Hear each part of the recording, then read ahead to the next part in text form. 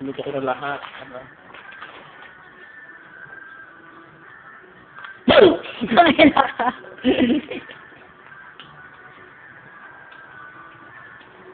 Ano niluluto natin?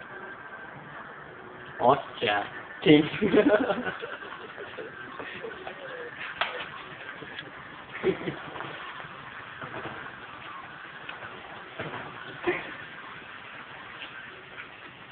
Parang tayo naglalaro ng bahay-bahay yung dito mo.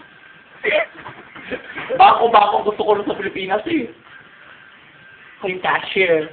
Tapos yung mga lalaking kalaro namin, sila yung mga hold up talaga.